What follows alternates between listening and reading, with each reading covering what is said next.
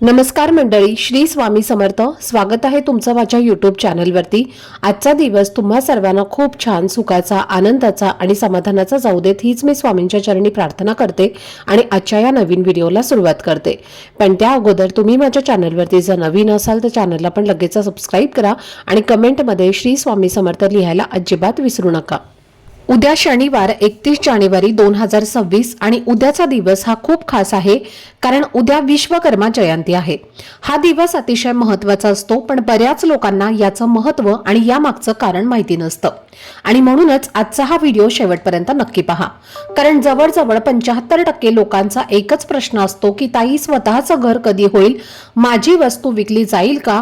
मी घर बुक केलं आहे पण प्रोसेस अडकली आहे. लोन असूनही घर होत नाही, कारण फक्त पैसा असून घर मिळत नाही, तर त्यासाठी योगही लागतात. हे आपल्याला सगळ्यांनाच माहिती आहे. आणि ज्यांचं घर झालं आहे किंवा जे घर घेण्याचा प्रयत्न करत आहेत त्यांना हे नक्कीच कळतं की आर्थिक, मानसिक आणि शारीरिक कष्ट किती लागतात. आपण नेहमी म्हणतो ना की लग्न पाहावं करून आणि घर पाहावं बांधून, कारण घर घेणं काही सोपी गोष्ट नाही. त्यासाठी खूप धावपळ, ताणतणाव आणि अडचणींचा सामना करावा लागतो.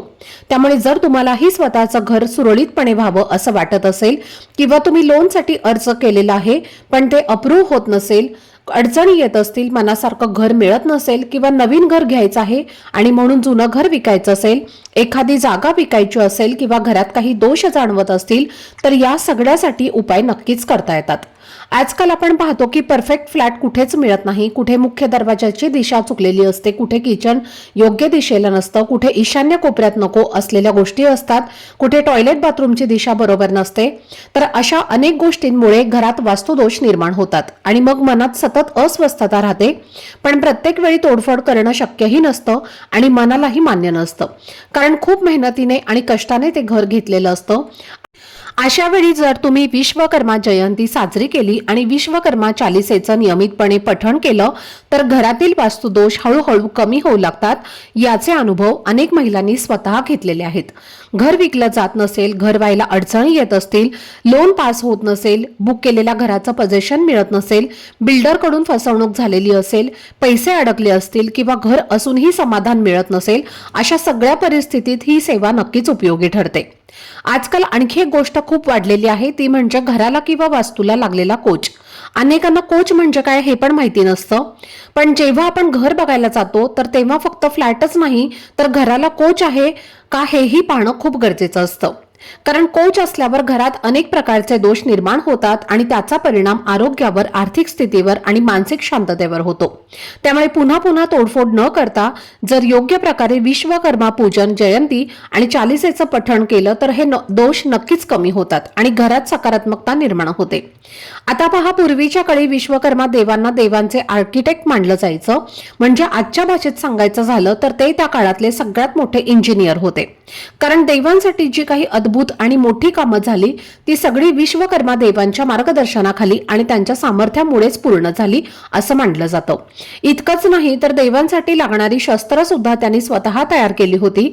त्यामुळे विश्वकर्मा देव म्हणजे केवळ एक देव नाही तर सृष्टीची रचना समजून घेणारा आणि ती प्रत्यक्षात साकार करणारा दिव्य शक्तीचा स्रोत होता. विश्वकर्मा भगवान यांना पौराणिक काळातील महान इंजिनियर आणि जगाचे निर्माता मानलं जातं. ते स्वयंभू होते असं सांगितलं जातं. म्हणजे कुणाच्या मदतीशिवाय त्यांनी स्वतःच्या ज्ञानाने आणि शक्तीने अनेक अद्भुत गोष्टी निर्माण केल्या. द्वारका, हस्तिनापूर आणि सोन्याची लंका यासारखी भव्य नगरे त्यांनी उभी केली आणि आजही आपण या नगरींची नावं घेतली की त्या वैभवाची कल्पना सहज डोळ्यांसमोर येते. देवांसाठी विविध प्रकारची शस्त्र तयार करणारे विश्वकर्मा देव केवळ हे निर्माण करते नव्हते तर धर्माच्या बाजूने उभे राहणारे होते. लंकेत प्रवेश करून त्यांनी प्रभू श्रीरामांना मदत केली होती असं मानलं जातं आणि त्यांच्या मार्गदर्शनाखाली महाबली, हनुमान, नल आणि नील यांच्या सहाय्याने रामसेतू पूल उभारण्यात आला होता. त्यामुळे विश्वकर्मा देवांचा संबंध केवळ इमारती किंवा रचना यापुरता मर्यादित नसून तो धर्म, सेवा आणि कर्तव्याशी जोडलेला आहे. म्हणूनच विश्वकर्मा जयंती हा दिवस आपण केवळ एक सण म्हणून नाही तर कृतज्ञतेचा दिवस म्हणून साजरा करतो. कारण त्यांच्या कृपेनेच माणसाच्या आयुष्यात स्थैर्य, सुरक्षितता आणि प्रगती येते असं मानलं जातं. आणि जर आपल्या घरात, वास्तूमध्ये किंवा आयुष्यात काही अडचणी, अडथळे किंवा अस्वस्थता जाणवत असेल तर त्या कमी व्हाव्यात, घरात सकारात्मक ऊर्जा निर्माण व्हावी आणि काम सुरळीत व्हावं, यासाठी आपण हा दिवस श्रद्धेने आणि विश्वासाने साजरा करतो. आता पहा, बऱ्याच जणांचं असं म्हणणं असतं की ताई, माझ्या घरात कुठलाच दोष नाही.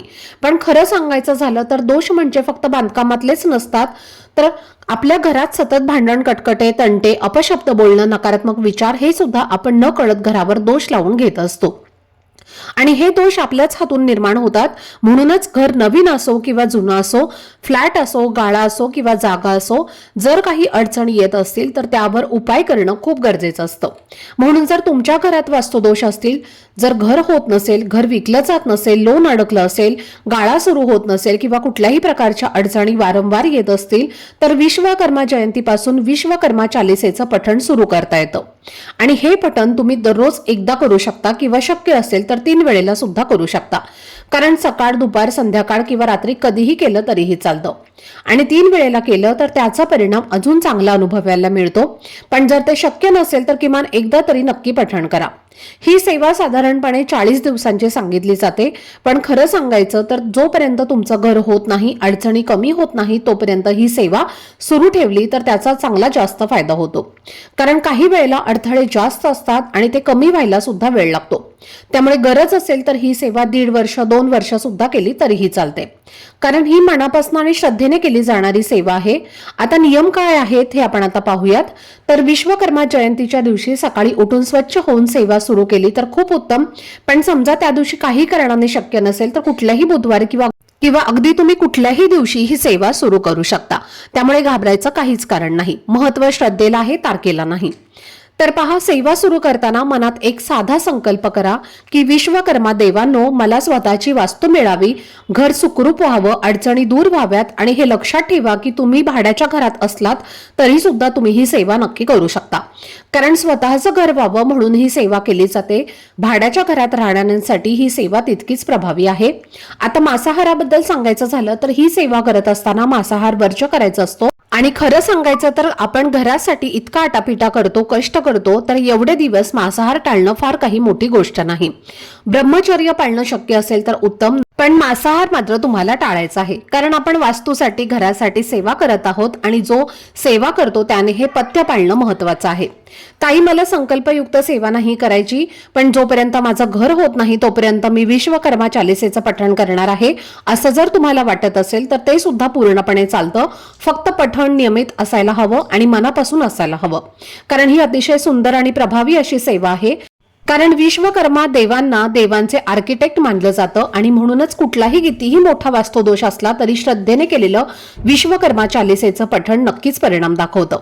आता हे चालीसा कुठे मिळेल असा प्रश्न पडतो. तर कुठल्याही धार्मिक दुकानात विश्वकर्मा चालीसेचं छोटंसं पुस्तक सहज मिळतं. आणि ते शक्य नसेल तर तुम्ही गुगलवरती डाउनलोड करून सुद्धा वाचू शकता किंवा युट्यूबवरती सर्च करून ते चालू ठेवा. फक्त तुम्हाला ते ऐकायचं नाही तर चालू ठेवून तुम्हाला स्वतःलाही वाचायचं आहे. कारण तुमचं वाचन, तुमचा उच्चार, तुमची ऊर्जा खूप महत्त्वाची असते. जेव्हा आपण स्वतः मंत्र आणि स्तोत्र पठण करतो तेव्हा हळूहळू आपल्या अडचणी कमी होतात, घरात सकारात्मकता निर्माण होते, वास्तुदोष असतील तर ते शांत होतात आणि स्वतःचं घर व्हावं म्हणून केलेली ही सेवा मन, शरीर आणि परिस्थिती या सगळ्यांवरती चांगला परिणाम करते. त्यामुळे श्रद्धेने, संयमाने आणि सातत्याने ही सेवा केल्यास इच्छापूर्ती आणि यश नक्कीच मिळतं. तर मैत्रिणींनो, भाड्याच्या घरात राहणाऱ्या प्रत्येकालाच हे खूप चांगलं माहिती असतं की हे घर आपलं नाही आणि कधीही मालक येऊन आपल्याला सांगू शकतो की हे घर खाली करा. दरवर्षी घर बदलणं, सामान हलवणं, नवीन जागेला जुळवून घेणं हे सगळं किती त्रासदायक असतं हे तेच लोक समजू शकतात. कारण कधीही आपण जेवण करत असतो, कधीही घरातली कामं चालू असतात आणि अचानक मालक येतो आणि घर बघायचं आहे असं सांगतो, तेव्हा मनात एक वेगळीच अस्वस्थता निर्माण होते. आणि म्हणूनच प्रत्येक स्त्रीच्या मनात एक छोटंसं पण खूप खोलवरचं स्वप्न असतं की मला फार मोठा बंगला नको, मला ऐश्वर्य नको, पण मला माझं हक्काचं एक छोटंसं घर असावं. जरी एका खोलीचं असलं तरीही चालेल, पण ते माझं असावं. ज्या घरातून मला कोणी कधीही बाहेर काढू शकणार नाही आणि ज्या घरात मी आणि माझं कुटुंब अगदी सुरक्षितपणे आणि निर्धास्तपणे राहू शकू. खरं सांगायचं तर आयुष्यात प्रत्येक माणसाची ही कदाचित पहिली आणि सगळ्यात मोठी इच्छा असते की एकदा का माझं घर स्वतःचं झालं की मग आयुष्यातलं सगळ्यात मोठं टेन्शन संपलं.